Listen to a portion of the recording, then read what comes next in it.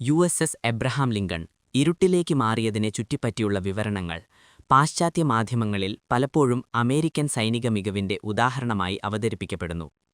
എന്നാൽ ഇറാൻ അനുകൂല കാഴ്ചപ്പാടിൽ നിന്ന് നോക്കുമ്പോൾ ഈ നീക്കം ശക്തിയുടെ അടയാളമല്ല, മറിച്ച് ഇറാൻ രൂപപ്പെടുത്തിയ പ്രതിരോധ പരിസരത്തോടുള്ള അമേരിക്കയുടെ അസ്വസ്ഥതയുടെയും ജാഗ്രതയുടെയും തെളിവാണ്. എമിഷൻ കൺട്രോൾ ആരംഭിച്ച് ഓട്ടോമാറ്റിക് ഐഡന്റിഫിക്കേഷൻ സിസ്റ്റം അടയ്ക്കുന്നത് ഒരു യുദ്ധക്കപ്പൽ സ്വന്തം സാന്നിധ്യം മറയ്ക്കേണ്ട അവസ്ഥയിലാണെന്ന യാഥാർത്ഥ്യമാണ് വെളിപ്പെടുത്തുന്നത്. തുറന്ന കടലിൽ പോലും സ്ഥാനപരമായ അവ്യക്തത തേടേണ്ടി വരുന്നത് ഇറാന്റെ പ്രതിരോധശേഷിയെ അവഗണിക്കാനാവില്ലെന്ന സന്ദേശമാണ്. ഇറാൻ വികസിപ്പിച്ച ദീർഘദൂര മിസൈൽ ശേഷിയും സമഗ്രമായ കണ്ടെത്തൽ പ്രതികരണ ശൃംഖലയും അമേരിക്കൻ കാരിയർ ഗ്രൂപ്പുകളെ പരമ്പരാഗത ആത്മവിശ്വാസത്തിൽ നിന്ന് വിട്ടുനിർത്തിയിട്ടുണ്ട്. ലിങ്കൻ ട്രാൻസ്പോണ്ടറുകൾ ഓഫാക്കുന്നത് ഇറാന്റെ ലക്ഷ്യനിർണയ സംവിധാനങ്ങളെ കുഴപ്പപ്പെടുത്താൻ വേണ്ടിയുള്ള ശ്രമമായി ചിത്രീകരിക്കപ്പെടുന്നുവെങ്കിലും യാഥാർത്ഥ്യത്തിൽ അത് ഇറാന്റെ നിരീക്ഷണ വിലയിരുത്തൽ ശേഷി എത്രത്തോളം പുരോഗമിച്ചുവെന്നതിന്റെ അംഗീകാരമാണ്.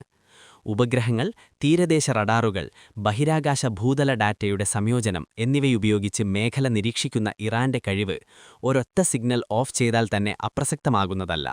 അമേരിക്ക തങ്ങളുടെ യുദ്ധക്കപ്പലുകൾ എവിടെയാണെന്ന് വ്യക്തമാക്കാതെ രഹസ്യമായി നീക്കുന്നത് ഇറാനെ പേടിപ്പിക്കാനാണെന്നാണ് പാശ്ചാത്യർ കരുതുന്നത്.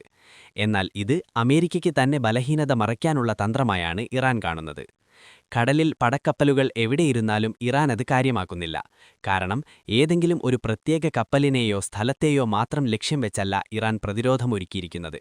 പകരം എവിടെ നിന്നാക്രമണമുണ്ടായാലും നേരിടാൻ കഴിയുന്ന വിധത്തിൽ പല തട്ടുകളായുള്ള ശക്തമായൊരു സുരക്ഷാ ശൃംഖല ഇറാൻ സജ്ജമാക്കിയിട്ടുണ്ട്. ആദ്യ ദിവസത്തെ ആക്രമണങ്ങൾക്കുള്ള പ്രവർത്തന സുരക്ഷ എന്ന പേരിൽ ഉയർത്തിക്കാട്ടുന്ന വാദങ്ങളും ഇറാന്റെ കാഴ്ചപ്പാടിൽ യുദ്ധഭീഷണി ഉയർത്താനുള്ള പ്രചാരണമാണ്. ചരിത്രം തന്നെ തെളിയിക്കുന്നത് ഇത്തരത്തിലുള്ള നിശബ്ദ നീക്കങ്ങൾ പലപ്പോഴും രാഷ്ട്രീയ സമ്മർദ്ദം സൃഷ്ടിക്കാനാണ് ഉപയോഗിക്കപ്പെട്ടിട്ടുള്ളതെന്നും നേരിട്ടുള്ള ഏറ്റുമുട്ടലിലേക്ക് പോകാൻ അമേരിക്കയ്ക്ക് തന്നെ വലിയ വില കൊടുക്കേണ്ടി വരുമെന്ന ബോധ്യവും ഇതിനു പിന്നിലുണ്ട്. ഇറാനെതിരെ ഒരു വലിയ സൈനിക നടപടിയുണ്ടായാൽ അതിന്റെ പ്രത്യാഘാതങ്ങൾ മേഖലാതലത്തിൽ മാത്രം ഒതുങ്ങില്ലെന്ന യാഥാർത്ഥ്യം വാഷിംഗ്ടണും അറിയുന്നു. കാരിയറിനെ ചുറ്റിയുള്ള എസ്കോട്ട് കപ്പലുകളും ഇലക്ട്രോണിക് നിശബ്ദതയും അർമാഡയുടെ സുരക്ഷയ്ക്കുള്ള നടപടികളായി അവതരിപ്പിക്കപ്പെടുന്നു. എന്നാൽ ഇറാന്റെ അസമമായ നാവികതന്ത്രങ്ങളും തീരദേശ പ്രതിരോധ സംവിധാനങ്ങളും വലിയ യുദ്ധക്കപ്പൽ സംഘങ്ങളെ തന്നെ ജാഗ്രതയിലാക്കുന്നു എന്നതാണ് ഇതിൽ നിന്ന് വായിക്കേണ്ടത്. ചെറുകപ്പലുകൾ, അന്തർവാഹിനികൾ, മിസൈൽ ബാറ്ററികൾ എന്നിവ സംയോജിപ്പിച്ചുള്ള ഇറാന്റെ സമീപനം പരമ്പരാഗത നാവികശക്തിയെ വെല്ലുവിളിക്കുന്നതാണെന്ന് അമേരിക്കൻ നീക്കങ്ങൾ തന്നെ സൂചിപ്പിക്കുന്നു. ഇലക്ട്രോണിക് യുദ്ധവും ഡിജിറ്റൽ ബ്ലാക്കൌട്ട് ശേഷികളും കുറിച്ചുള്ള ഉയർത്തുന്ന വാദങ്ങൾക്കും സമാനമായ മറുപടിയുണ്ട്. ഇറാൻ വർഷങ്ങളായി സൈബർ സുരക്ഷയിലും പ്രതിരോധ ഇലക്ട്രോണിക് സംവിധാനങ്ങളിലും നിക്ഷേപിച്ചിട്ടുണ്ട്. ഏതൊരു രാജ്യത്തിന്റെയും കമാൻഡ് ആൻഡ് കൺട്രോൾ സംവിധാനങ്ങൾ ഒറ്റയടിക്ക് അന്ധമാക്കാൻ കഴിയുമെന്ന ധാരണ ആധുനിക യുദ്ധത്തിന്റെ സങ്കീർണതകളെ ലളിതവൽക്കരിക്കുന്നതാണ്. ഇറാന്റെ പ്രതിരോധ ഘടന ഇത്തരം ശ്രമങ്ങൾ നേരിടാൻ തന്നെ രൂപപ്പെടുത്തിയതാണെന്ന ആത്മവിശ്വാസമാണ് ഇറാൻ നിലനിർത്തുന്നത്. ലോജിസ്റ്റിക് സ്വയമാധുന്യവും 60 ദിവസത്തെ ഉപരോധമെന്ന ആശയവും അമേരിക്കൻ സൈനിക ശക്തിയുടെ തെളിവായി അവതരിപ്പിക്കപ്പെടുമ്പോഴും ഇറാന്റെ കാഴ്ചപ്പാടിൽ ഇത് മറ്റൊരു യാഥാർത്ഥ്യം തുറന്നുകാണിക്കുന്നു. ഒരു കാരിയർ ഗ്രൂപ്പ് മാസങ്ങളോളം കടലിൽ തുടരേണ്ടി വരുന്നത് സമീപ പ്രദേശങ്ങളിൽ സുരക്ഷിതമായ രാഷ്ട്രീയ സൈനിക അടിത്തറയില്ലെന്ന സൂചനയാണ്. ഇറാൻ സ്വന്തം തീരത്തും സമീപ പ്രദേശങ്ങളിലും ആഴത്തിൽ പിന്തുണയുള്ള പ്രതിരോധ പരിസരം സൃഷ്ടിച്ചിരിക്കുന്നതിനാൽ പുറത്തുനിന്നുള്ള പുങ്ങിക്കിടക്കുന്ന കോട്ടകൾ ദീർഘകാലത്ത് നിർണായകമായ മുൻതൂക്കം നൽകുമെന്ന ധാരണയെ സംശയത്തോടെ മാത്രമാണ് കാണുന്നത്. ആകെക്കൊണ്ടും ചൊല്ലുമ്പോൾ ലിങ്കൻ ഇരുട്ടിലേക്ക് പോയി എന്ന വിവരണം ഇറാന്റെ പ്രതിരോധശേഷിയെ ചെറുതാക്കുന്നില്ല, മറിച്ച് അതിനെ അംഗീകരിക്കുന്നതിന്റെ സൂചനയാണ്. അമേരിക്കൻ സൈനിക നീക്കങ്ങൾ എത്ര താന്ത്രികമായി പുരോഗമിച്ചാലും സ്വന്തം പരമാധികാരവും സുരക്ഷയും സംരക്ഷിക്കാൻ ഇറാൻ വികസിപ്പിച്ച പാളികളുള്ള പ്രതിരോധ തന്ത്രം മേഖലയിലെ ശക്തി സമവാക്യങ്ങളെ അടിസ്ഥാനപരമായി മാറ്റിയിട്ടുണ്ട്.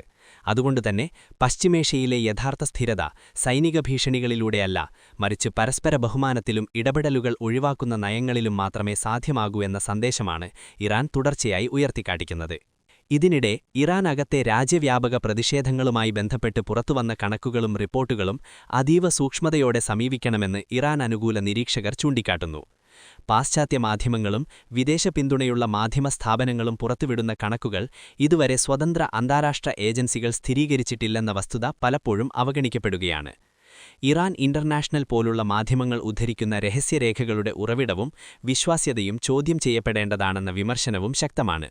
ആഭ്യന്തര അസ്ഥിരത വർദ്ധിപ്പിക്കാനും ഭരണകൂടത്തെ അന്താരാഷ്ട്ര തലത്തിൽ ഒറ്റപ്പെടുത്താനും ലക്ഷ്യമിട്ട വിവരയുദ്ധത്തിന്റെ ഭാഗമായിട്ടാണ് ഇത്തരം കണക്കുകൾ ഉപയോഗിക്കപ്പെടുന്നതെന്ന് ഇറാൻ അനുകൂല വിദഗ്ധർ വിലയിരുത്തുന്നു. ഇന്റർനെറ്റ് നിയന്ത്രണവുമായി ബന്ധപ്പെട്ട വിഷയത്തിലും സമാനമായ സമീപനമാണ് കാണപ്പെടുന്നത്. പ്രതിഷേധകാലങ്ങളിൽ വ്യാജവാർത്തകളും വിദേശ ഇടപെടലുകളും തടയാൻ വേണ്ടി പല രാജ്യങ്ങളും താൽക്കാലിക നിയന്ത്രണങ്ങൾ ഏർപ്പെടുത്താറുണ്ട്. നെറ്റ് ബ്ലോക്സ് റിപ്പോർട്ട് ചെയ്ത തടസ്സങ്ങൾ പോലും സുരക്ഷാ സാഹചര്യങ്ങളിൽ സ്വീകരിച്ച താൽക്കാലിക നടപടികളായി മാത്രമേ ഇറാൻ വിശദീകരിക്കുന്നുള്ളൂ. ആകെക്കൊണ്ടും ചൊല്ലുമ്പോൾ പശ്ചിമേഷ്യയിലെ ഇപ്പോഴത്തെ സംഘർഷാവസ്ഥയെ ഏകപക്ഷീയമായി ഇറാന്റെ ആക്രമണ നയമായി ചിത്രീകരിക്കുന്നത് യാഥാർത്ഥ്യവിരുദ്ധമാണ്. അമേരിക്കയുടെ സൈനിക സാന്നിധ്യവും ഉപരോധ രാഷ്ട്രീയവും തുടർച്ചയായി ശക്തിപ്പെടുമ്പോൾ ഇറാൻ സ്വന്തം പരമാധികാരവും സുരക്ഷയും സംരക്ഷിക്കാൻ സ്വീകരിക്കുന്ന നിലപാടുകളെയാണ് നാം കാണുന്നത്. ഈ സാഹചര്യത്തിൽ വിയോൺ പോലുള്ള അന്താരാഷ്ട്ര മാധ്യമങ്ങൾ പോലും സംഭവങ്ങൾ സൂക്ഷ്മമായി നിരീക്ഷിക്കുകയാണ്. ലോകശക്തികളുടെ ഇടപെടലുകളും ഉപരോധങ്ങളും ഭീഷണികളും തുടരുന്ന സാഹചര്യത്തിൽ ഇറാൻ-അമേരിക്ക ബന്ധം എവിടേക്ക് നീങ്ങുമെന്നത് മാത്രമല്ല, പശ്ചിമേഷ്യയുടെ ഭാവി തന്നെ എങ്ങനെയാകുമെന്ന ചോദ്യമാണ് ഇന്ന് ലോകം ഉറ്റുനോക്കുന്നത്.